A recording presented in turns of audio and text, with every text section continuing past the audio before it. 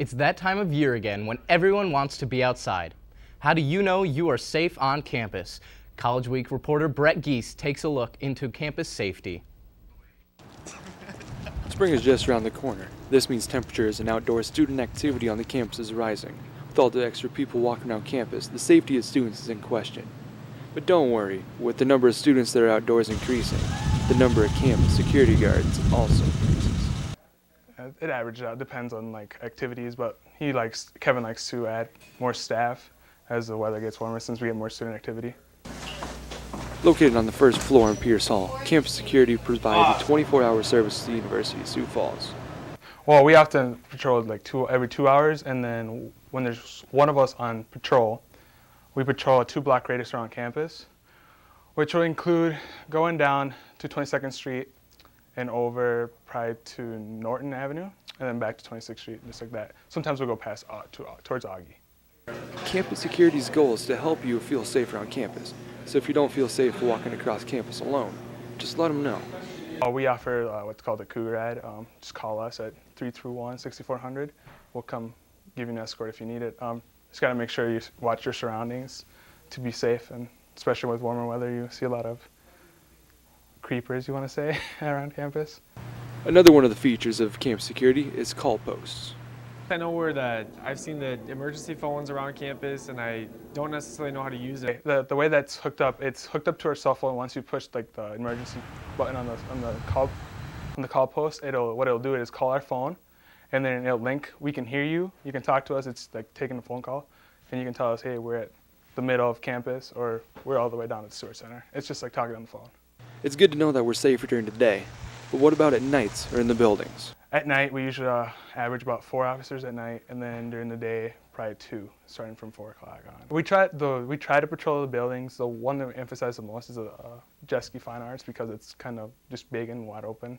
I mean, there's always going to be a safety concern with every campus. I mean, my advice is just to watch your surroundings, make sure that at night, if you have to walk alone, keep your keys out, especially for female students. You never know if there's a random guy walking around or something. Just watch your surroundings, and if you see anything, give us a call. For USF College Week, I'm Brett Geese. Past week, students had the opportunity to participate in some friendly campus rivalry. For more, here's Michelle Jacobs. Welcome to Schism Week 2010. All right. This last week at USF was the first annual Schism Week. Students participated in several events that tested their knowledge, skill, and strength. Alex Heinert says how the idea came about.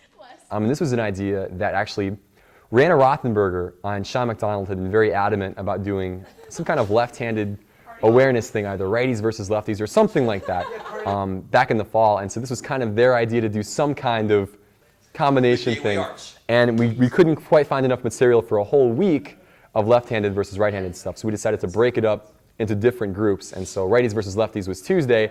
And it just kind of stemmed off from that. So just a fun week to get together and have fun and compete. Junior Jimmy Thomas describes his experience at Denomination Domination. It's interesting. It was a little different, but the activities seem really fun, and I'm enjoying it tonight. Heinert says there is a possibility of another Schism Week coming next year. We've had roughly between 25 to 40 kids every night, and that's a pretty good turnout for us for just something like this where it is the first year. I think the kids that have been here have had a lot of fun. Our students really enjoy competing with stuff like this. So I think we'll see how the next few nights go, but I could see this be something that we do every year. For College Week, I'm Michelle Jacobs. Coming up after the break, Joshua Duncan sits down with Ian Bloomer on Crosstalk. We'll be right back.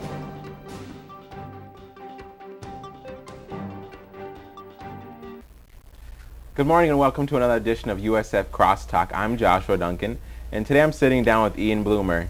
Good morning, Ian. How you doing? Good. Thanks for having me. Good. I'm glad that you could make it this morning. So how's your day going so far? Oh, it's pretty early, but good. Good. So you're a junior at the University of Sioux Falls, right? Yep. So what are you studying? I'm a media production major. Media production major? What made you want to go into that? Oh, just I like messing around with video and video and audio and all that fun stuff. Okay. Well, cool. Me too. Yeah. So you've been going to Haiti? Yes. What, the last 3 years? The last 3 years, yeah. What caused you to want to get involved with that? Well, I tell people that my dad made me go the first year, but really he encouraged me to go, and it worked out that I got independent study credit for it, and I don't know, it worked out well, and I've been hooked, and I've gone the last 2 years ever since then. What group do you usually go with? First 2 years we went out of the VIM, the Volunteers in Mission group, out of my First United Methodist Church in Mitchell, and this last year we went out of a church group out of Hot Springs. Okay. What was your first experience like going to Haiti? Well, you fly into Port-au-Prince, which is the capital, and that's overwhelming. It's kind of like New York City, except in extreme poverty. So it was the first experience. First thought was kind of overwhelmed, but then when we actually went to the island of Loganoff, which is more of a rural, smaller town feeling, and then you feel more accepted out there. And it was once we got out there, everything was fine. What do you do when you go there? The first 2 years were construction teams. We helped build the walls on a church. We helped fix a cistern, and we fixed a couple wells. And this last year was actually a medical mission. And we held a clinic for 5 days, and we treated about 850 patients total. So this year was very different for you as far as your experience, because you were there during the earthquake. What was that like? It was definitely a different experience. We were in the middle of a clinic, so we had all the patients in there, and we heard a loud rumbling. It sounded like a train was coming by, but we all knew that there was no trains in Haiti. So shortly after the shaking started, and then we knew that we had to get out of the building. Have you ever been in an earthquake before? I haven't. No. That was your first time. Huh? Yep. So, what was your reaction as far as because you were out in the remote area, there's no technology like you have here, or so. When did you get back into the big city to contact home and let them know you're all right? We stayed out on the island for probably 3 or 4 days after that, but the next day is when I went to send an email to our families to let them know that we were okay, and my inbox was filled with warnings about what was going on. It was probably close to 2 full days until we knew actually how bad the damage was in Port-au-Prince. Did you guys go into Port-au-Prince and to help out with medical supplies or anything like that? We stayed and finished our clinic on the island of Loganoff, but the Thursday and Friday after it happened, we did have some patients that were transported from Port-au-Prince to our clinic, but there wasn't a whole lot that we could do because those were mostly broken bones and like week-old injuries almost, so there wasn't a whole lot we could do. And on the way out, we did drive on the outskirts of Port-au-Prince, and we didn't see the main damage, but we saw quite a bit of collapsed buildings and a lot of families and people sitting outside of their houses because they're afraid to go in because they're afraid that they'll collapse. Now, did you experience, because right after the earthquake, there were about, I think, a few more aftershocks. Was there any concern with your safety then, even staying in the area you're at still? Well, probably 5 minutes afterwards, we had a really large aftershock, and that scared everybody again. And we were there for another 3 or 4 days, and we felt probably a total of 25 to 30 aftershocks, but many of them were really small, and we knew that we were okay, but the Haitians, they didn't really know what was going on, so every aftershock, they would panic. They would freak out. They kind of felt like the world was going to end, kind of. So it was different to see their expressions to the aftershocks, because they were much more scared, because we were more educated. We knew what was happening. So. Right, and then you were able to, that was your permanent place, but you could leave. How hard was it trying to get out of the country?